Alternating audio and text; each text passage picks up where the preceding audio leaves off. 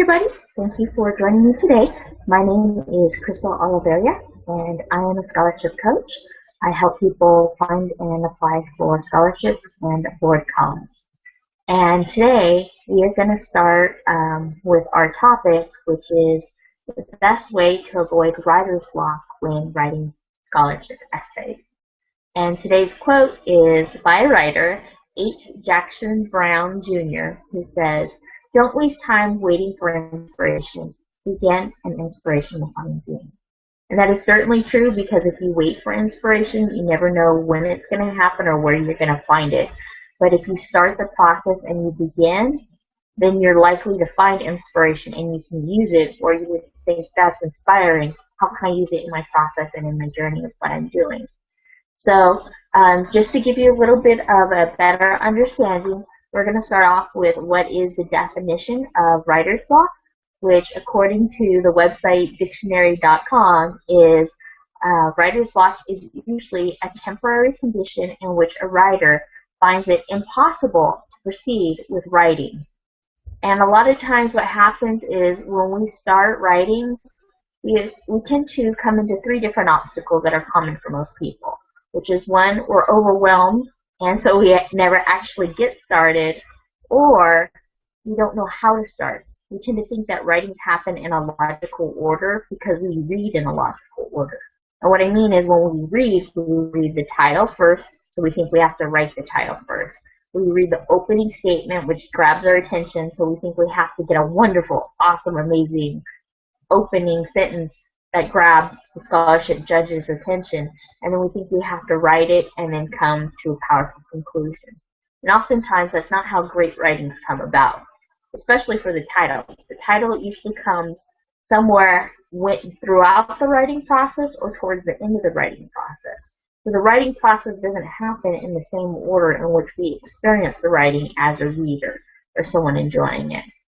And the biggest one too, I find, is that a lot of people expect perfection rather than progress.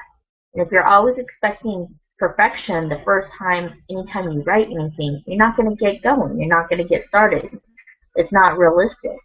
Great movies, plays, presidential speeches, great scholarship essays, they don't just come out. They take revision. They take time to revise. And a lot of it has to do with your ideas and providing clarity.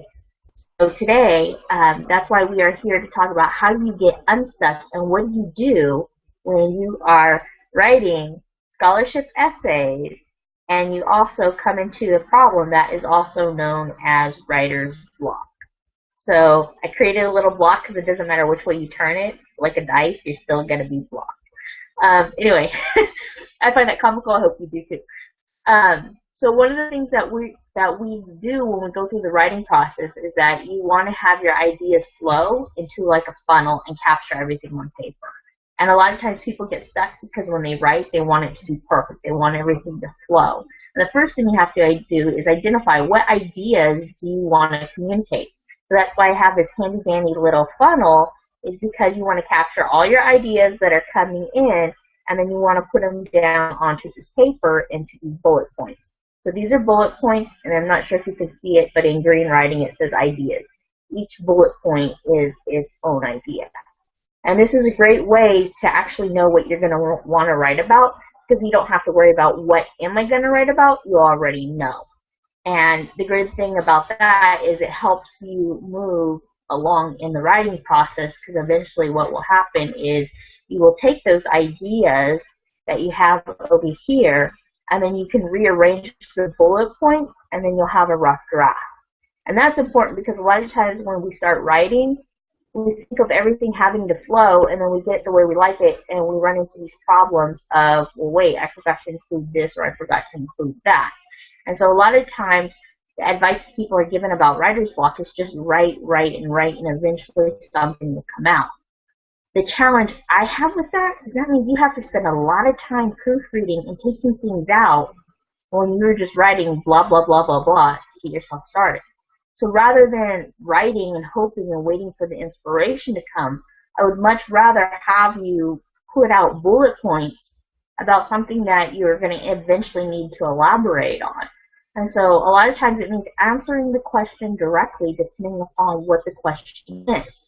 So for this video, I thought about, okay, well, what would happen if I was going to write an essay about this new direction I'm going as far as helping people get scholarships and education. Why is education important to me? And I broke it down into two levels. The first level is, yes, you obviously want to answer the question, but the second level is you want to go much deeper and not just state the obvious, which most people can guess, or you want to make it on a more meaningful connection that people can feel you on a heartfelt connection. And so for me, it was more like, okay, well, let me state all the facts, because when you have writer's block, it's like, okay, well, these are facts. I don't have to think about it. I don't have to have creative juices flowing in order to write the facts down. Let me write the facts. I can reorganize the facts. And then the second level is let me put meaning into those facts. And so what I did is I thought about, okay, well, if I was going to answer the question about my next field, the next field that I'm engaging in as far as helping people with education, and the scholarship essay question was, why are you interested in this field that you've chosen? For me, my bullet points would be talking about education is important. Statistically, people with higher education tend to make more money than those without college degrees. My second bullet point would be most educational institutions are not meeting students and parents' needs by keeping up with the skills that are necessary in the age of the internet. My third bullet point would be most schools do not provide assistance in helping people plan for their careers. And my fourth bullet point would be I'm angry that students are pressured to go into college, but no one's taking the time to discuss ways to afford college. That angers me. So taking it down to a deeper level, like those are all things that people could pretty much guess. Like, okay, what you want to go into education, you want to help people, you want to do better, you want to make more money. Most people kind of get that. Like it's to some people they would say it's even obvious. It's just formal to communicate it and choose your words wisely. Taking it down to a deeper level, I created 4 more bullet points, and I said, explain what does education mean in the bigger picture? So my first bullet point would be, it is important for society to have a large group of highly educated workers. Populations of highly skilled workers attract investors and entrepreneurs who work together to create jobs. Education, my second bullet point, education is a hand up rather than a hand out. I personally believe that the human soul would rather take pride in having a career and making money than receiving a government handout, such as welfare. My third bullet point is I believe a lot of people want to get ahead, but they do not know how. And with the way technology and industries are changing, people cannot rely on the advice that has worked for their parents and their grandparents. People need access to information about how to make wise career decisions.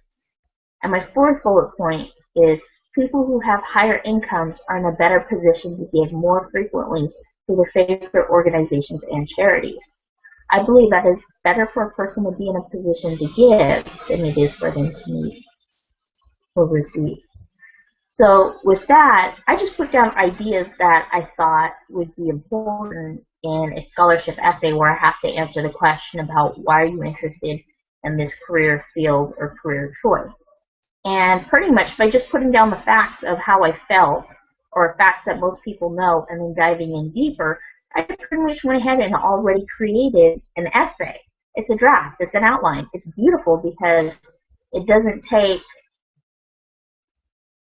I'm not stuck in a process of what am I going to write.